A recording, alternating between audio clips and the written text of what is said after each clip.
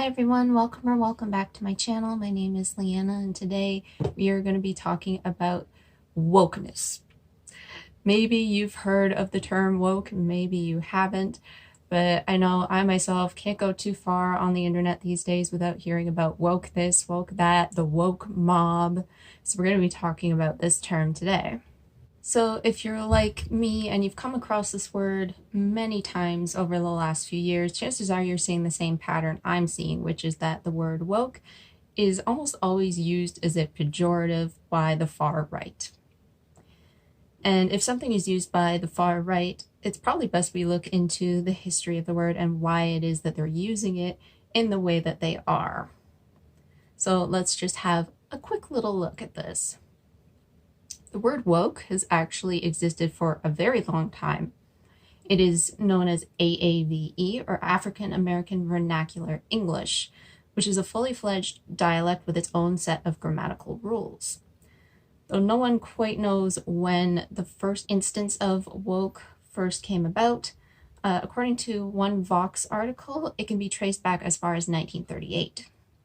A spoken word song by Hoodie Ledbetter titled The Scottsboro Boys included the phrase "stay woke" in response to a 1931 case in Arkansas in which two white women accused a group of young black boys of sexual assault, which was sadly incredibly common back then and many times was false, as was the case with Anthony Broadwater, who has been falsely accused by famous author and white woman Alice Sebold, author of The Lovely Bones. The word woke was used by and within Black communities as a way to signify staying awake and alert to the truth of racial injustice. As Hoodie Ledbetter continued to say, "I made this little song about down there, so I advise everybody be a little careful when they go along through there. Best stay woke, keep their eyes open." The word woke would appear throughout musical lyrics by prominent Black musicians, speeches by Black activists, and even made it into a New York Times article by Miles Kelly in 1962, in which he quite ironically spoke about linguistics and white people co-opting AAVE.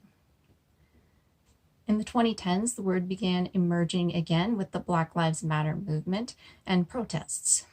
The usage was much the same as it had been before, with many Black people signaling to one another to stay woke to what was happening with police brutality and racial violence.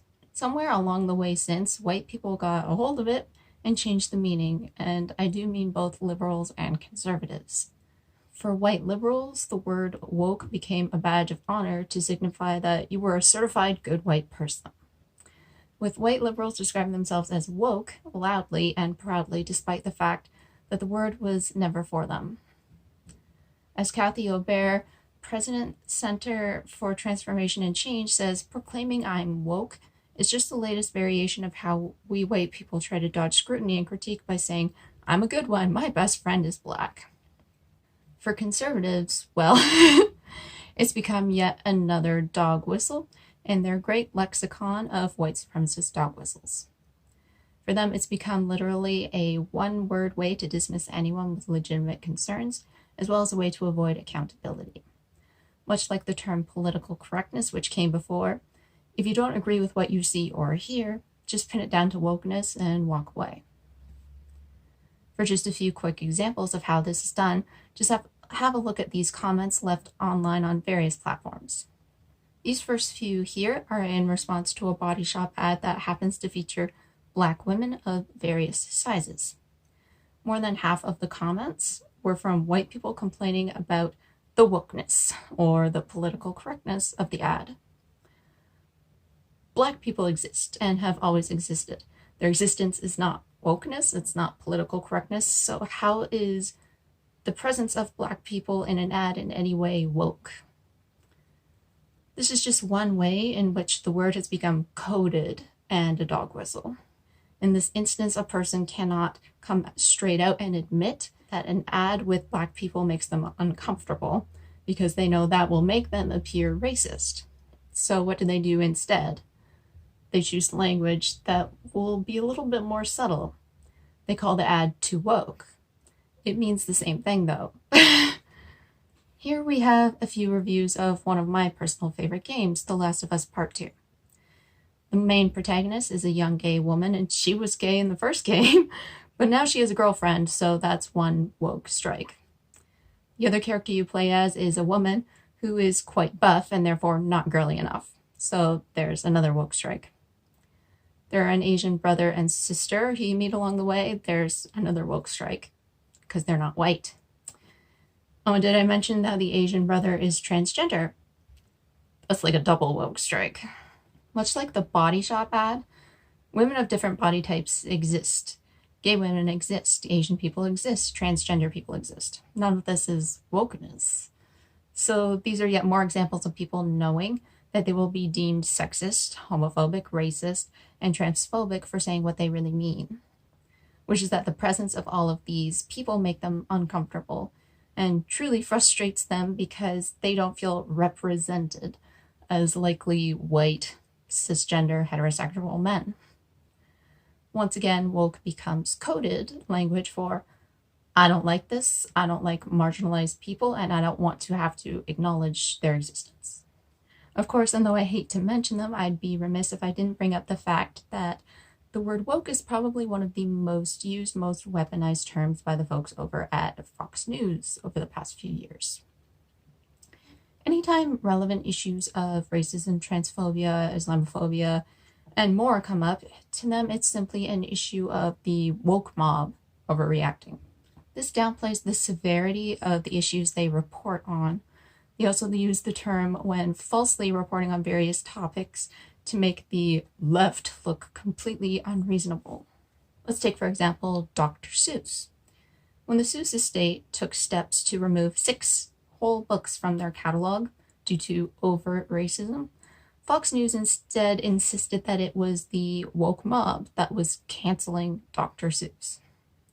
This was despite the fact that almost the entire catalog is still intact, including the most popular books that you can think of. And it was the Seuss estate itself that decided not to print 6 books. Douche Canoe himself, Fucker Carlson, was very careful when reporting on this by saying that Dr. Seuss was notably against racism, and that was the reason why the left wanted his books to be removed, which is an interesting viewpoint, to say the least. I mean, first off, here's some of the racist imagery you can find in old Dr. Seuss books.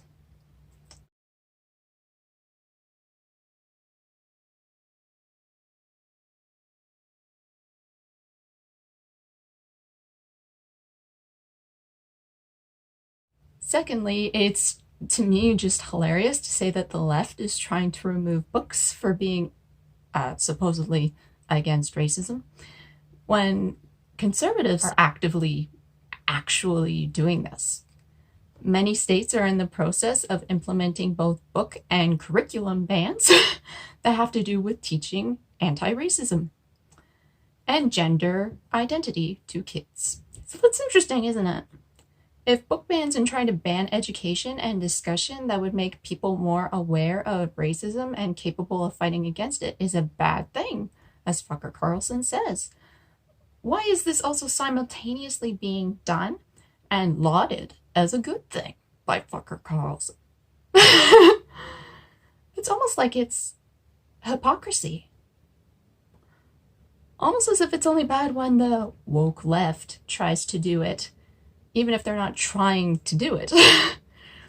But when the right does it, it's okay because it's an attempt to fight off the non-existent mob. It's a retaliation and it's justified, even though it's a retaliation against absolutely nothing. Which kind of brings me to my other point. When the word woke is so wildly misused, particularly by far-right media personalities, it is incredibly easy to manufacture outrage where there is none. It is incredibly easy to pit people against marginalized communities, or even to pit these communities against each other for reporting in a disingenuous manner.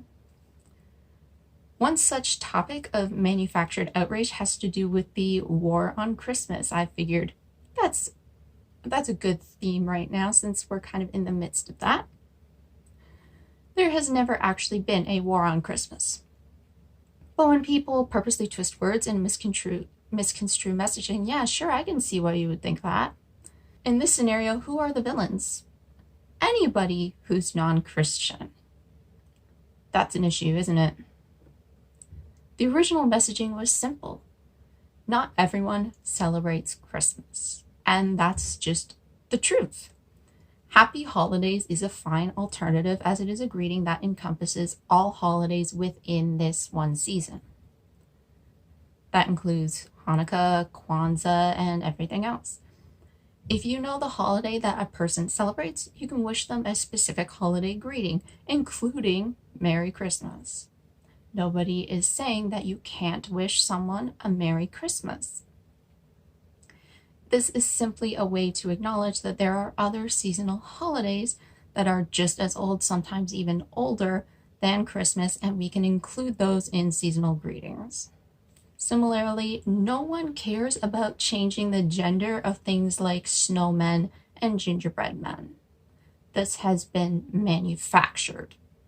However, many people, such as, again, Fucker Carlson, does appear to care quite a bit if you call a gingerbread man a gingerbread person and it's a cookie. Cookies don't even have a gender. It's a cookie. It's an inanimate object that you are just going to eat. It's an inanimate fucking object. You're an inanimate fucking object! Nobody is really concerned about changing the gender of certain words which happen to contain son or man somewhere in there. Like, look at this person here and this ridiculous article that they have written poking fun at a shift away from gendering certain things in society.